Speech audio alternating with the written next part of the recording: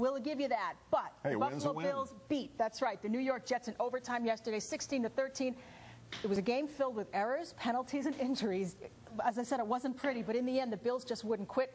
And as you said, a win is a win is a win. Veteran player Jeff Nixon is back with a look back at this marathon game that just didn't look like it was going to end. Well, it's nice to be on the winning end of one of these type of games, too. You know, we've been on the losing end of these so long, and unfortunately, early in the game, Trent went down with an injury. I thought it was his knees, the way he got buckled back. I thought like there should have been a penalty called. Yeah, they look like they kind of overdid it a little bit on that. Nice interception by Jarvis Bird. Two he had in the game. Yes. Now, he had an opportunity to get a third one, and he would have tied a record that me and 8 other Bills have. Well, we can't have that. Yeah, we can't have that. No, that's okay. No, I would have loved to have seen him get 4 and break it, but that's okay. I tell Terrence McGee, if it wasn't for him, they probably would have had touchdowns on more plays. Right. See, he was all over the place. Yeah, he hustles every play. Like right here, he's on the other side of the field. Watch him. He races down. Look at him.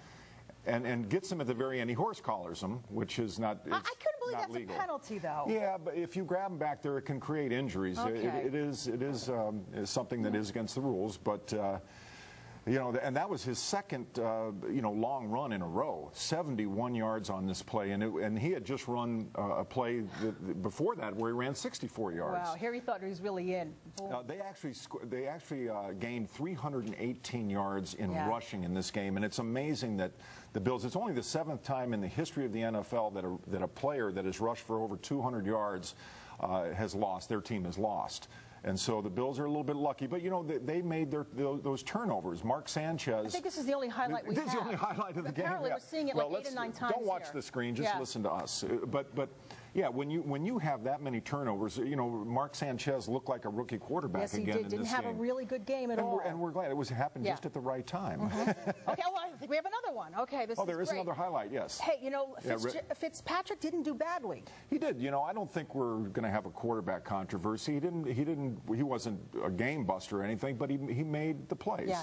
And you know, awesome. the defense made great plays. Yes, they were great. That was his second. They were really terrific yesterday. Yeah, except against the run. Yeah, not good on the run, but yeah, they've got to do something. And what a beautiful pass there to Lee Evans. Wow. You know, Fitzpatrick just put that on what we call a frozen rope. Yeah, it was just one of those passes that's there, and the timing on that play was perfect. You got to give it to him. He didn't look too sharp early on, but later in the game, he seemed to play pretty good. And we got after Mark Sanchez, and that makes a difference. You know, we didn't let him sit back there and throw the ball all day long. Now, was this the wide right, or was this the that was the one that they missed at the end of the game. Yeah, I don't understand why we didn't do better clock management, take those timeouts and move a little closer. They should have. You know, I think maybe Jerome was thinking it just will give us a chance to screw up and maybe jump off sides and put us out of field goal range. I don't know. Yeah, there's something about that too with the offsides and the. I mean, look, there were a couple other. What is this lining up in the neutral zone? Yeah, Aaron Maben, that was a big mistake. But there was a mistake on the Jets' part right there. They mishandled the snap.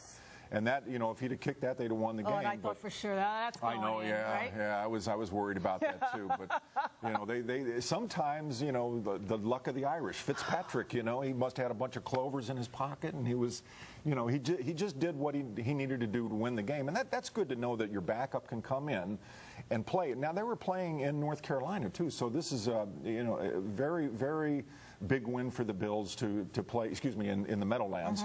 And so, you know, this bodes well for them. They've lost to some really good teams too. They played New England very close, should have won that game, but because of special teams error, they lost that one.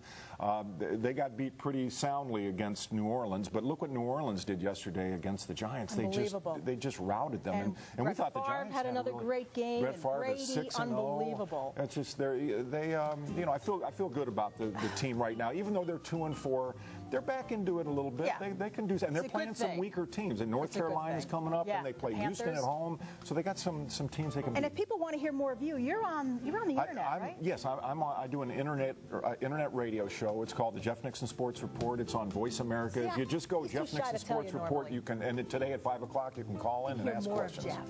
Awesome, Jeff. All right, and away we go for next week, and for the latest Buffalo Bills report and more highlights.